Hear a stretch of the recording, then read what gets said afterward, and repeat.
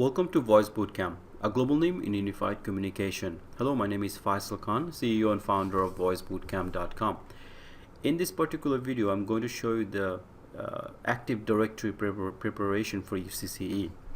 Now, we have a bunch of servers, for example, Windows Server running various components of the UCCE platform, such as we have PG, we have CVP, PGA, we have an admin server, we have the Rogger and a Progger.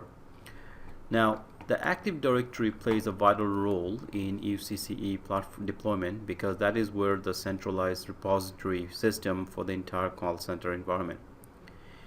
So it is important that you have an Active Directory set up or you have an access to an Active Directory. So if you go to Start Program Tools, you'll see the Active Directory components. But what we're interested here is to look at the DNS settings. First of all, the domain name that we're using is under where we're going to create our ICM.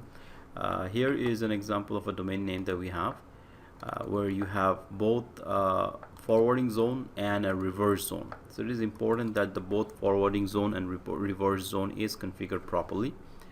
In the forwarding zone, you have all the IP host address of each individual servers. For example, I have the Progger A and the Progger B. That's the main component of the ICM. We have a separate server for admin AW. We have a server for PGA. We have a server for PGB. So both side A and side B. And we also have CVPA for side A and CVPB.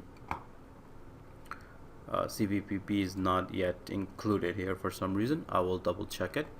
But anyway, so all these host name must be configured with the appropriate reverse zone. So if you look at the reverse zone, the subnet that I'm using, these are all the IP addresses of the reverse zone. Sometimes what happens is the various component will do a reverse lookup to find the appropriate host name on an IP address. So that is extremely important that you have the proper Active Directory setup created. Second, if you go to the tools, users and computers.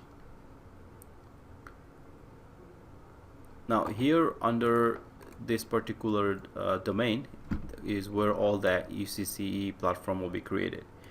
So one of the first things that we usually do here is under the corp.voicebootcamp is to add an ICM component. So which will show it to you in the next lab of how to create the ICM root into the Active Directory. But by looking at it right now, there is no Cisco related task